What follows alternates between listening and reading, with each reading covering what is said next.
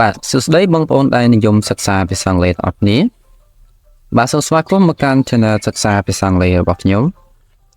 បាទមេរៀនថ្ងៃនេះយើងនឹងសិក្សាអំពីគុណនាមដែលបញ្ចប់ដោយ ed និង ing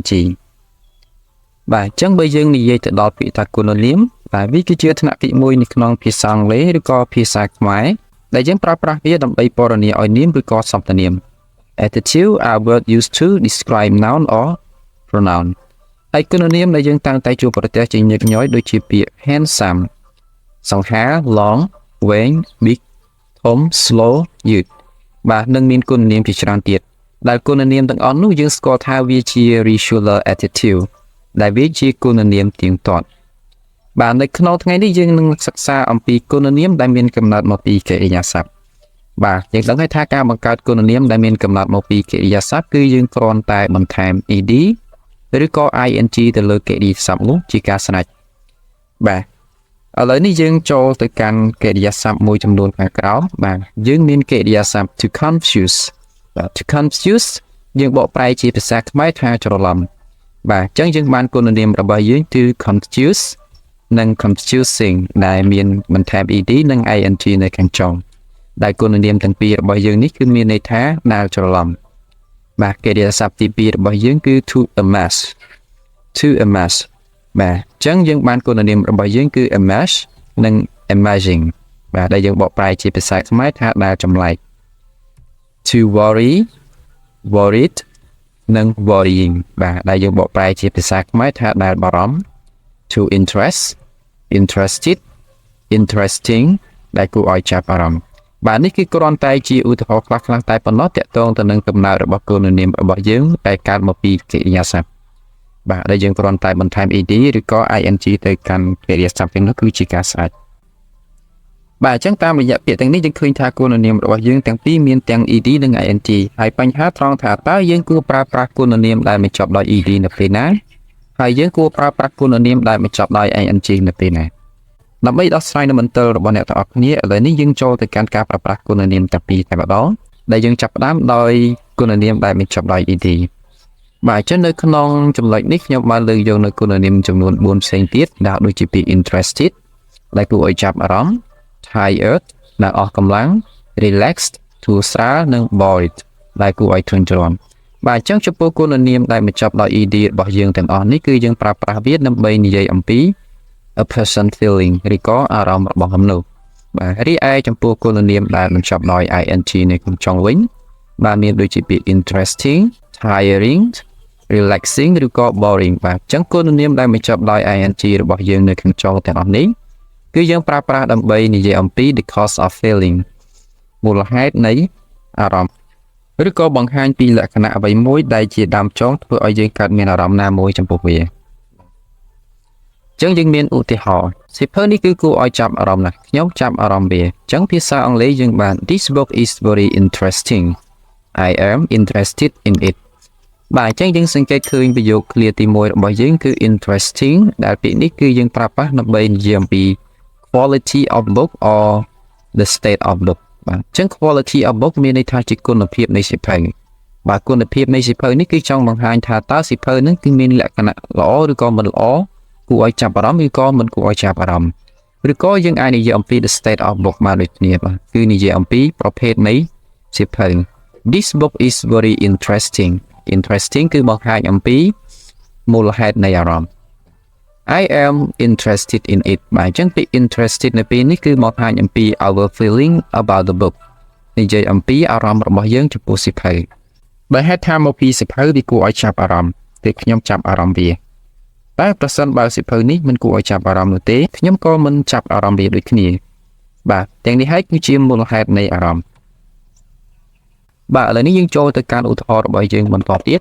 ដែលនៅក្នុងលំហាត់របស់យើងនេះគឺយើងមានពាក្យចំនួន2ដែលពាក្យទី1គឺ relax និង relaxing បាទអញ្ចឹងយើងមានឧទាហរណ៍ taking a bath is relaxing ការងូតទឹកគឺស្រស់ស្រាយបាទអញ្ចឹង relaxing នៅពេលនេះគឺបង្ហាញអំពី the cause of my feeling I just took a hot bath I feel so relaxed ខ្ញុំទើបតែបានងូតទឹកក្តៅខ្ញុំមានអារម្មណ៍ស្រស់ស្រាយអញ្ចឹង relax នេះគឺបង្ហាញអំពី my feeling អារម្មណ៍របស់ខ្ញុំ យើងមានឧទាហរណ៍ទី2 interested និង interesting ដែលភាសាខ្មែរយើងបកប្រែថាដែលគួរឲ្យចាប់អារម្មណ៍អញ្ចឹងយើងមានឧទាហរណ៍ចំនួន2 This YouTube channel is YouTube channel នេះគឺ interesting គួរឲ្យចាប់អារម្មណ៍ Are you interested in subscribing តើអ្នកចាប់អារម្មណ៍ចុច subscribe ដែរឬទេបាទអញ្ចឹងបងប្អូនកុំភ្លេចជួយចុច subscribe នៅ channel នេះមួយផងបាទឥឡូវនេះយើងចូលទៅកាន់ចំណុចទី3បាទយើងមានពាក្យ tired និង tiring អញ្ចឹងយើងមានឧទាហរណ៍ The long flight was very ការធ្វើដំណើរហោះហើរដ៏វែងគឺ tiring បាទគឺអស់កម្លាំងវានិយាយអំពីមូលហេតុនៃអារម្មណ៍វាបានបង្ហាញអំពីសកម្មភាពរបស់គាត់នៅក្នុងការធ្វើគឺគាត់បានជិះយន្តហោះក្នុងរយៈពេលដ៏វែងមួយបាទអញ្ចឹងហើយនេះគឺជាមូលហេតុដែលធ្វើឲ្យការធ្វើដំណើរនេះគឺវាគួរឲ្យអស់កម្លាំង I feel so tired after the 15 hours flights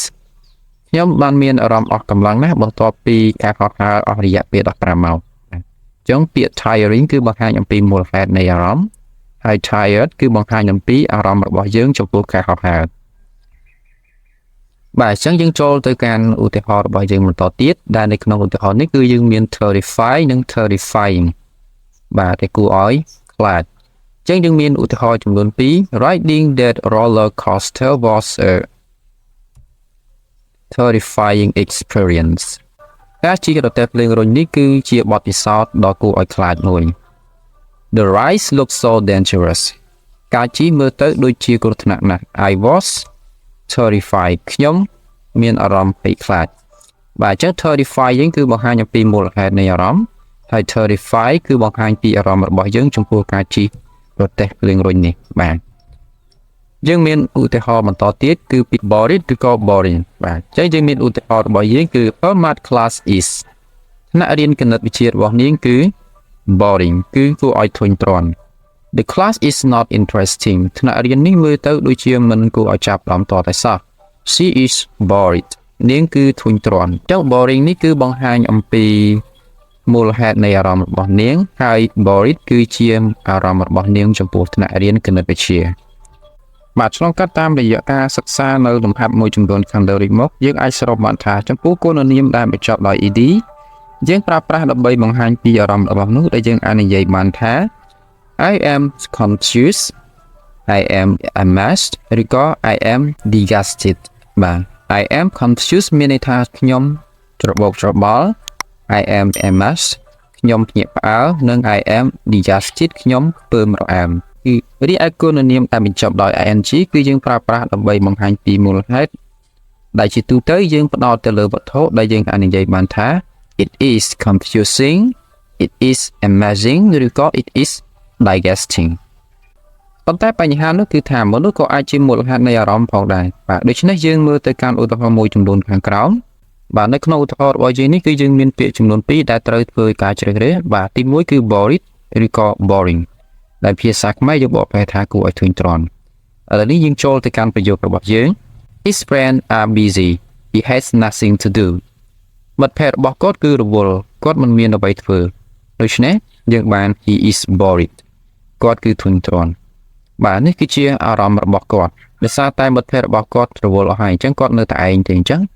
គាត់អត់មានអីធ្វើតតែសោះអញ្ចឹងគឺគាត់ធុញបាទនេះគឺជា his feeling នេះគឺជាអារម្មណ៍របស់គាត់ឥឡូវនេះយើងចូលទៅកាន់ឧទាហរណ៍មួយទៀត He never want to do anything I am worried when I am with him គាត់មិនដែលចង់ធ្វើអ្វីតតែសោះខ្ញុំធុញទ្រាន់ណាស់នៅពេលដែលខ្ញុំនៅជាមួយគាត់ដូច្នេះយើងបានប្រយោគ He is boring He is boring នេះគឺមានន័យថាគាត់គឺគួរឲ្យធុញទ្រាន់គាត់គឺគួរឲ្យធុញទ្រាន់នេះគឺមានន័យថាគាត់គឺជាមូលហេតុដែលធ្វើឲ្យយើងមានអារម្មណ៍ធុញទ្រាន់ចំពោះគាត់បាទអញ្ចឹង He is boring នេះគឺជា the cause of feeling មិនមែនជា my feeling ទេបាទឬក៏មិនមែនជា his feeling ទេគឺ the cause of my feeling ដោយសារតែយើងធុញទ្រាន់ចំពោះគាត់អញ្ចឹងមានន័យថាគាត់គឺជាមនុស្សដែលគួរឲ្យធុញទ្រាន់អញ្ចឹង he is boring ឥឡូវនេះយើងចូលទៅកាន់ឧទាហរណ៍របស់យើងបន្តទៀតបាទអញ្ចឹងយើងមានពាក្យចំនួន2ទី1គឺ excited ឬក៏ exciting បាទរំភើបអញ្ចឹងយើងមានឧទាហរណ៍ It is Tony's birthday they are happy to celebrate វាគឺជាថ្ងៃខួបកំណើតរបស់ Tony ពួកគេរីករាយនៅក្នុងការប្រារព្ធបាទអញ្ចឹងយើងបានប្រយោគរបស់យើងគឺ they are excited អ ចឹងពួកគេគឺរំភើបចឹង excited នេះគឺជា their feeling គឺជាអារម្មណ៍របស់ពួកគេដោយសារតែពួកគេបានប្រកបនៅពិធីខួបកំណើតដូច្នេះហើយពិធីខួបកំណើតនឹងគឺធ្វើឲ្យអារម្មណ៍របស់ពួកគាត់គឺរំភើបបាទ they are excited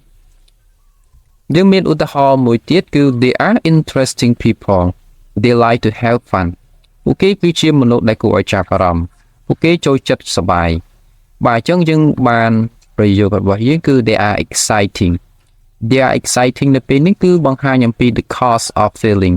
មានន័យថានៅពេលដែលយើងជួបមនុស្សដែលគាត់ជាអ្នកដែលចូលចិត្តសប្បាយអញ្ចឹងកាលណាពួកគាត់សប្បាយចិត្តពួកគាត់សើចលេងសប្បាយគឺពួកគាត់នឹងហើយគឺជាមូលហេតុដែលធ្វើឲ្យអារម្មណ៍របស់យើងរំភើបទៅតាមគាត់ដូចគ្នាអញ្ចឹង they are exciting នេះគឺជា the cause of the feeling គឺជាមូលហេតុនៃអារម្មណ៍បាទឥឡូវនេះយើងចូលទៅកាន់ឧទាហរណ៍របស់យើងបន្តទៀតគឺ digested ឬក៏ digesting ដែលភាសាខ្មែរយើងបកប្រែថាគួរឲ្យខ្ពើមរអើមចុះយើងមានឧទាហរណ៍ My brother never shower he smell terrible បងប្រុសរបស់ខ្ញុំមិនដែលងូតទឹកទេគាត់មានក្លិនមិនល្អអញ្ចឹងយើងបានប្រយោគរបស់យើងគឺ he is digesting គាត់គឺគួរឲ្យខ្ពើមរអើមបាទអញ្ចឹងប្រយោគ he is digesting នេះគឺជា the cause of feeling មានន័យថាគាត់កក្រិចបាទអញ្ចឹងគាត់កក្រិចកាលណាយើងឃើញមនុស្សដែលកក្រិចគឺយើងមានអារម្មណ៍ខ្ពើមបាទអញ្ចឹងមនុស្សដែលកក្រិចនេះហើយគឺជាមូលហេតុនៃអារម្មណ៍បាទ he is digesting បាទយើងមានឧទាហរណ៍មួយទៀត Anna is a very clean people she met my brother who does not shower